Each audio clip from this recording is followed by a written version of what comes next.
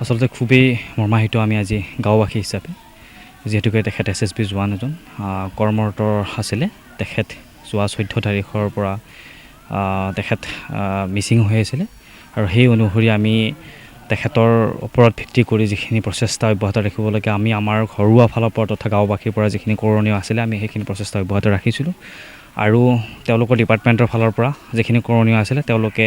সম্পূৰ্ণৰূপে তদন্ত চলাইছে আৰু সম্পূৰ্ণৰূপে তেওঁলোকৰ প্ৰচেষ্টা অব্যাহত ইতিমধ্যে ৰাখিছে।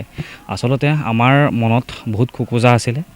কি হ'ল ইমান দিনে যিয়ে যোৱা 14 তাৰিখৰ পৰাই তেখেত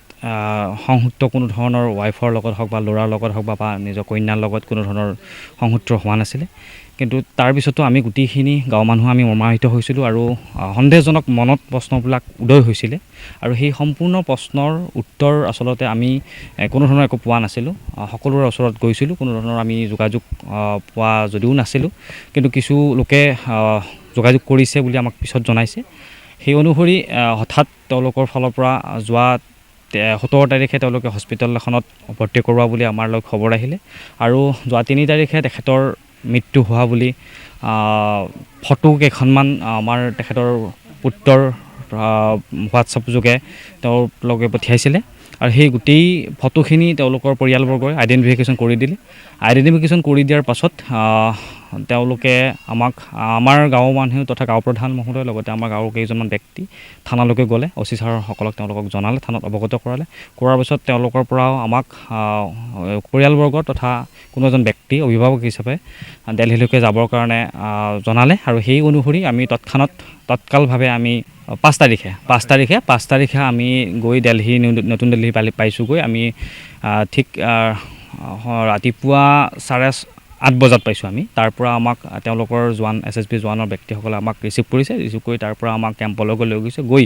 যিখন হস্পিটেলত তেখেতৰ নশ্বৰ দেহ আছিলে সেইখন হস্পিটেলৰ মৰণোত্তৰ পৰীক্ষা কৰাৰ গৃহলৈকে আমাক লৈ গৈছে। তাত সেইখন হস্পিটেলত আচলতে প্ৰথম বেলেগ এখন হস্পিটেল আছে, সেইখন হস্পিটেলৰ নামটো দিল্লী কিবা এনেকুৱা ধৰণৰ আছিলে। সেইখন হস্পিটেলত গৈ আমি গোটেই মৰণোত্তৰ প্ৰথম আমাক আইডেণ্টিফিকেশ্যন কৰিব দিছে, এখেত হয়নে নহয়, নাম শৰৎ ডেকা, তেখেতে যোৱা হয়নে নহয় বা তোৰ পুত্ৰ হয়নে নহয়, তোমাৰ খুৰা হয়নে নহয় সুধিছে। মই সেই অনুসৰি মই অৱগত কৰিছোঁ যে হয়। আইডেণ্টিফিকেশ্যন দিয়াৰ পাছত আমাক তাৰ পৰা তেনেকৈ থাকিবলৈ তেওঁলোকে দিল্লী পুলিচৰ বিষয়াসকলে আৰু SSB জোৱানসকলে সম্পূৰ্ণৰূপে তেওঁলোকে তদাৰক অব্যাহত ৰাখিছিলে। তাৰপিছত আমাক পিছদিনাখন 9টা বজাত পোষ্টমৰ্টেম হ'ব বুলি আমাক অৱগত কৰিছিল আৰু সেই অনুসৰি আমি নিশ্চিন্তভাৱে আছিলোঁ। তাৰপাছত ক'লে যে পোষ্টমৰ্টেম হ'ব, কিন্তু যদি আচলতে নৰ্মেল পোষ্টমৰ্টেম সাধাৰণতে এজন ডক্টৰক লৈ পোষ্টমৰ্টেম কৰা হয়, যিহেতুকে বৰ্ড বহাব বুলি তেওঁলোকে আমাক অৱগত কৰিছে। এখন বৰ্ড বহাই 4-5জনমান ডক্টৰ লগ হৈ আচলতে পোষ্টমৰ্টেম কাৰ্যসূচীটো চলাব বুলি তেওঁলোকে কৰিছিলে। সেইকাৰণে যোৱা ৰাতি আমি 8টা বজাত ফ্লাইটত অহাৰ কথা আছিলে। তাৰপাছত বৰ্ড বহাবৰ কাৰণে অকণমান দেৰি হোৱাৰ কাৰণে আমি ৰাতি আবেলি 4টা বজাত তেখেতৰ পোষ্টমৰ্টেম সম্পূৰ্ণ হৈছে। সম্পূৰ্ণ হোৱাৰ পিছত পোষ্টমৰ্টেম যেতিয়া কৰিছে বৰ্ডত, তেতিয়া ডক্টৰত যেনেকৈ CIDৰে যেনেধৰণে প্ৰশ্ন সোধে তেনেধৰণে আইডেণ্টিফিকেশ্যন কৰিছে। এখেতে কোনো নহয়, গোটেই কেমেৰা লগত ৰাখি আমাক ইনভেষ্টিগেশ্যনখিনি কৰিছে আৰু ষ্টেটমেণ্টবিলাকো লৈছে, মোৰ পৰা লৈছে, পুত্ৰৰ পৰা লৈছে। ষ্টেটমেণ্ট দিয়াৰ পাছত সম্পূৰ্ণৰূপে তেওঁক পষ্টমৰ্টেম কৰাৰ পাছত আকৌ ডেড বডি যেতিয়া আমাক দিছে ৰিচিভ কৰি তেতিয়াও আমাক দেখুৱাইছে মৰণোত্তৰ পৰীক্ষা কৰা ব্যক্তিসকলে যে এইজন ব্যক্তি তোমালোকৰ হয় ডেড বডি হয় আমি কৈছোঁ হয় হোৱাৰ তেনেকৈ কোৱাৰ পাছতহে তাৰ পৰা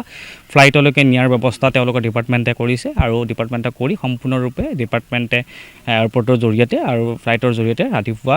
4:45 যিখন ফ্লাইট আছিলে সেইখন ফ্লাইটত ৰাতিপুৱা আহি 7:13 আহি আমি গুৱাহাটী এয়াৰপৰ্টত পাইছোঁ এয়াৰপৰ্টৰ পৰা তাৰ পৰা আমাৰ SSB যিটো আমাৰ মঙলদৈ স্থিত যিটো স্থানীয় যিটো কেম্প আছে সেই কেম্পৰ বিষয়াসকল তাত গৈ উপস্থিত হৈছেহি আৰু তাৰ পৰা আমি